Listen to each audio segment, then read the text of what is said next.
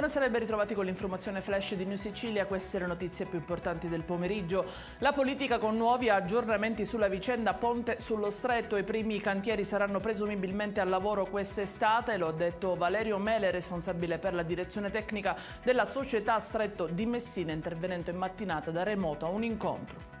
È un grido disperato quello degli agricoltori, allevatori e pescatori siciliani. L'assessore all'agricoltura Luca San Martino stamattina ha incontrato i manifestanti del presidio permanente istituito lo scorso 5 febbraio sulla Sciacca, Palermo. Oggi in circa 5.000 hanno protestato attraversando le strade del centro del capoluogo siciliano.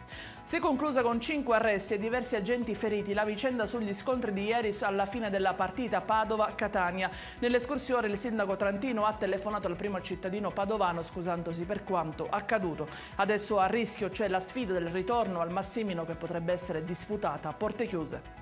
Saranno 24 gli anni che dovrà scontare Cristian Ioppolo, accusato del femminicidio di Alessandra Immacolata Musarra, trovata senza vita nella sua abitazione la vigilia dell'8 marzo 2019 a Messina. A sancire la sentenza è stata la Corte d'Assise d'Appello di Reggio Calabria, che ha rideterminato la pena dell'ergastolo su concorde richiesta delle parti. E in chiusura il meteo. Per domani la Protezione Civile regionale non ha diramato alcuno stato di allerta, si prevede tempo stabile e soleggiato, le temperature più alte si toccheranno a Caltanissetta dove sono previsti 20 gradi. Ed è tutto per questa edizione. Dettagli su queste notizie li trovate sul nostro sito www.newsicilia.it e sui nostri canali social. Arrivederci e a domani.